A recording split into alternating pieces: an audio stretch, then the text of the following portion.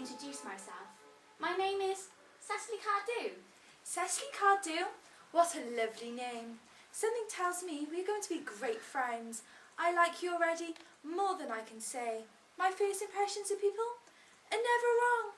How nice of you to like me so much after we have known each other such a comparatively short time. Pray, sit down.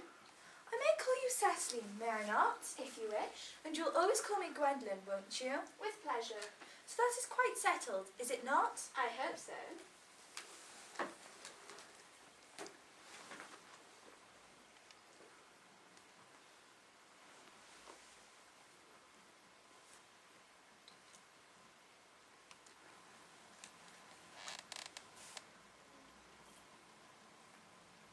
Perhaps this may be a favourable opportunity for mentions of who I am. My father is Lord Bracknell. You've never heard of Papa, I suppose? I don't think so. Outside the family circle, Papa, I am glad to say, is entirely unknown. This is quite how it should be. The home seems to be the proper sphere of a man. And once a man begins to neglect his domestic duties, he becomes quite effeminate, does he not? And I don't like that. It makes men so very attractive.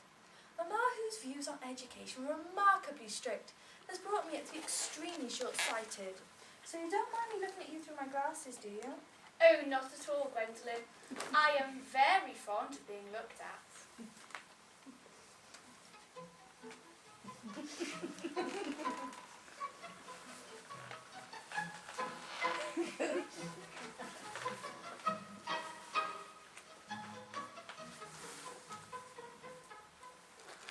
You're here on a short visit, I suppose? Oh no, I live here. Your mother or some other female relative of advanced years resides here also? No, I have no mother, nor in fact any relations. Indeed? My dear guardian, with the assistance of Miss Prism, has the arduous task of looking after me. Your guardian? Yes, I am Mr. Worthing's ward. Oh, it is strange. Ernest never mentioned to me he had a ward. How secretive of him. I'm not sure, however, this brings me feelings of unmixed delight. Cecily, I have liked you ever since I met you. But now I know you're Mr. Worthing's ward, I can't help expressing wish you were, well, just a little older than you seem, and not quite so alluring in appearance. In fact, if I may speak candidly... Pray, please do. I think that whenever one has anything unpleasant to say, it must be said quite candid. Well, to speak with perfect candour, Cecily, I wish you were fully 42 and rather plain for your age. Ernest is a strong, upright nature. He is the very soul of truth and honour. Disloyalty to him would be almost as impossible as deception. But even men of the noblest possible moral character are extremely susceptible to the physical charms of others. Modern, no less than ancient history provides us of the most painful examples of what I refer to. If not so, history would be quite unreadable. I beg your pardon, Gwendolyn. Did you say Ernest? Yes. But that is not Mr. Earnest Worthing that is my guardian, but his brother? His elder brother? Ernest never mentioned to me he had a brother. I'm afraid to say they haven't been on good terms for a long time. Ah, that accounts for it. Now that I think of it, I've never heard any man mention he has a brother. The subject seems almost distasteful. Cecily, you've lifted a load off my mind. It would be a shame if anything had come across a friendship like ours. But you are quite sure it is not Mr. Earnest Worthing who is your guardian? Quite sure. In fact, I'm going to be his. I beg your pardon.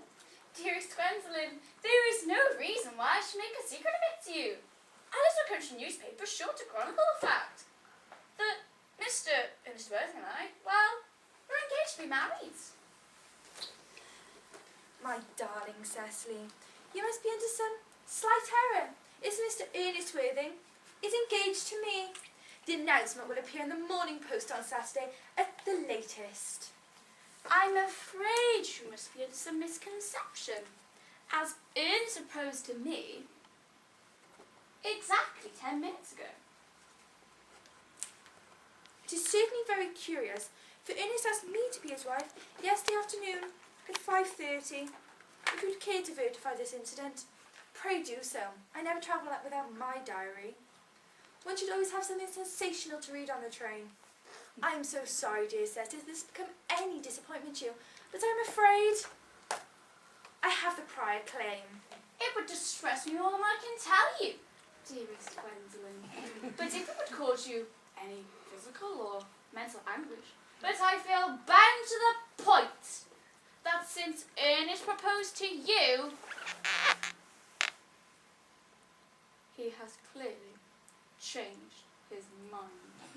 If the poor fellow has been entrapped into any foolish promise, I shall consider it my duty to ask him at once, and with a firm hand. Whatever unfortunate endangerment my dear boy may have gotten into, I shall never oppress him with this once we are married. Allude to me, Miss Cardew, as an entanglement.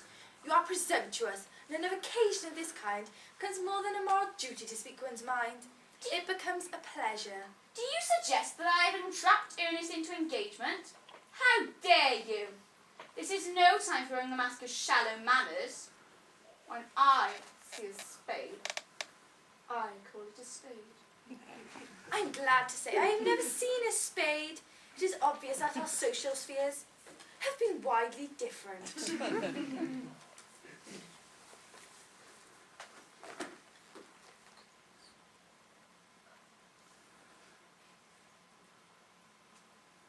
Are there many interesting walks in the vicinity, Miss Cardew? Oh yes, a great many. From the top of one hill, one can see almost 5 countries. 5 countries? I don't think I should like that. I hate crowds. I suppose that is why you live in the town. Quite a well-kept garden this is, Miss Cardew. I'm glad you like it. Never knew there was this many flowers in the country. Flowers are as common here as people are in London. I don't know how anybody manages to exist in the country. It always bores me to death. Ah, this is what the newspapers are calling agricultural depression. Is it not? I believe the aristocracy are suffering from it very much at present. It's almost an epidemic among them, so I'm told. May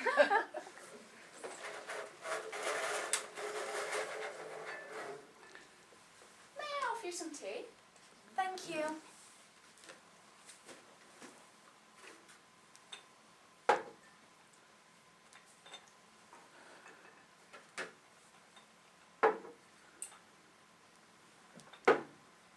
Sugar?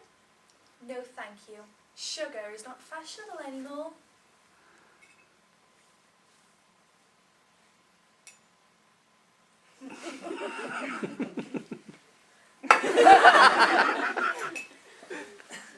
Cake or bread and butter?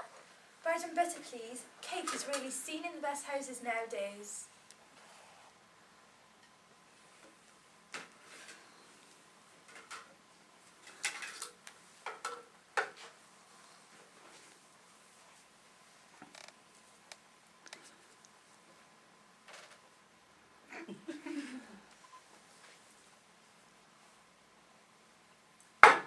You have filled my tea with lumps of sugar.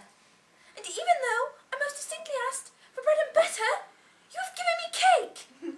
I am known for the gentleness of my disposition, Miss Cardew, but I warn you, you may go too far.